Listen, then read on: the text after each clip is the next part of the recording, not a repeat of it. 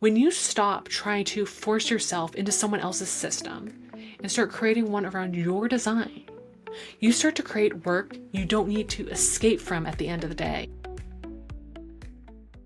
Hello and welcome back. I am excited today because we're going into the second part of the triple threat to sustainable growth. Now, if you haven't listened to part one yet, go back and start there, because that is the episode I laid the foundation for everything we're diving into today. We talked about what I call the triple threat to sustainable growth, which is expanding your capacity, building a line strategy, and leading yourself unapologetically. And not just for the sake of growth, but so you could actually build a business your nervous system can handle.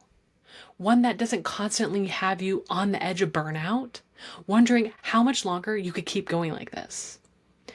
Now, in today's episode, I'm going to move into the how-to, because once you understand what's been draining you, the next step is learning how to recalibrate.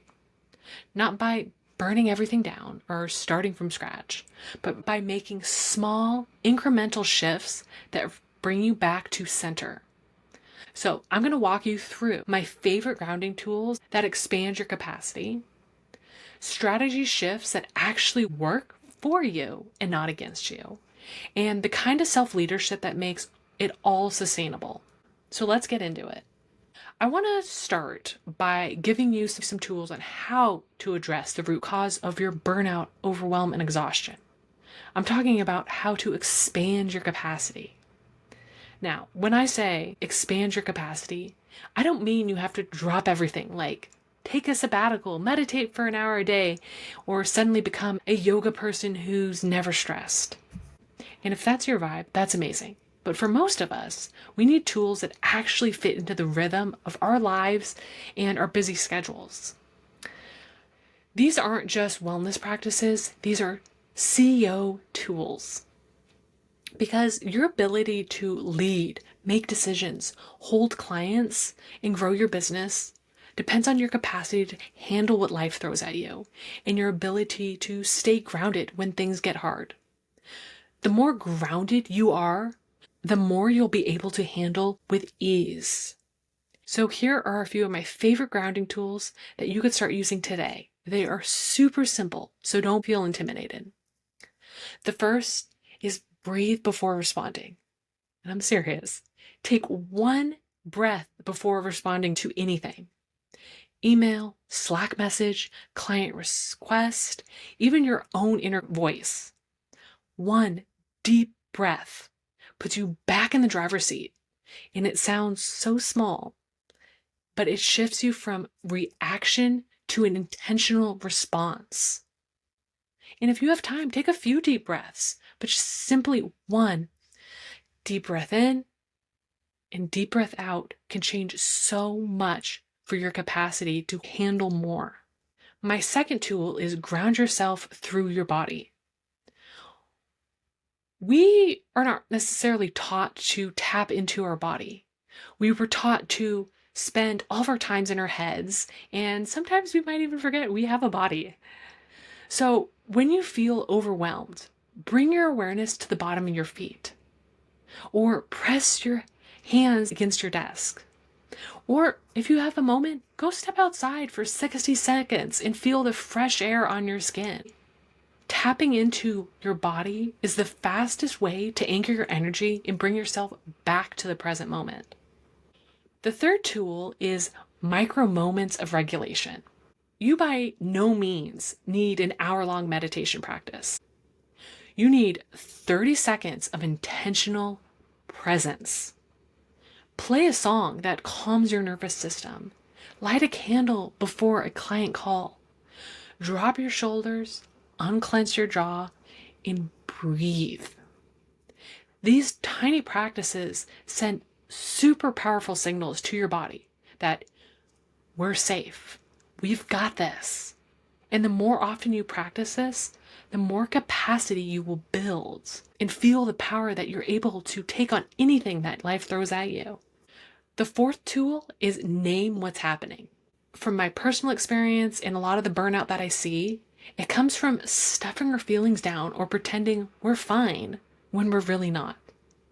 So grab a journal or your notes app on your phone and write out, here's what I'm feeling now. Here's what I need. And here's what I can let go of. Naming your experience can instantly shift the pressure and reconnect you to your power. Getting it out of your head somehow tells your brain to stop dwelling on it and lets it go. And the last tool is water resets everything. And this one's an odd one, and it might sound simple, but it is magic. Drink a glass of water, hot or cold. Wash your face, take a shower, do something with water. Even just washing your hands. Water moves energy, and it's one of the fastest ways to shift your state and release the buildup of stress. And now, these might seem too simple, but they're huge energetic recalibrations. So many of the people I work with, and myself included, we are taught to just push, push, push, go, go, go. And when you take 10 seconds, 30 seconds, it doesn't have to be a huge amount of time, but when you take that time to tap in, recalibrate a little bit, it makes a huge difference in your day-to-day. These tools help your subconscious mind move from survival mode to feeling safe. Because the more that you're in your body, actually feeling into your body, the safer you'll feel. And when you feel safe, you feel more in control, and you start responding instead of reacting to what life throws at you. You could handle more. You could show up more intentionally. You could take bolder actions without burning out. Now I want to shift gears and talk about strategy, but not the kind that piles more onto your already full plate. I'm talking about simplifying and stripping back so that the strategy serves you instead of pulling you further down the hole. Because too often, I think strategy gets weaponized. It becomes a checklist of, I should do that because it sounds smart in theory, or that's what I've been taught. But those draining tasks pull you away from your zone of genius, where you thrive, and they turn work into a job that you secretly start to resent. Here are a few simple but super powerful strategy shifts that can reduce the overwhelm you've been feeling and help you build from a more sustainable place. First, choose consistency over complexity. You don't need 12 offers, 4 platforms, and a 37-step funnel. You need one aligned offer, a clear message, and a repeatable way people can find you. Simplify your ecosystem so every part of your business is rowing in the same direction. Next, design for how you actually work best. And yes, this taps into human design. So if you're a manifesting generator, stop trying to force yourself into a linear launch plan. If you're a projector, bake rest into your schedule and make it a non-negotiable. If you're a generator like me, build in response points so your strategy feels like play and not pressure. If you're a manifester, when you get an idea or motivation, don't question it, just go with it. And if you're a reflector, make sure your environment is energizing and not draining you. When you build your business around your actual energy, how it wants to naturally flow and be expressed, everything gets easier. That's why human design isn't just a personal growth tool, it's a business superpower. Third point I want to make to you is create systems that support your energy.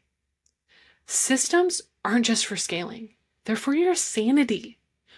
Where could you automate, create templates, or delegate to free up mental space? The more systems and structure you have, the more it supports you.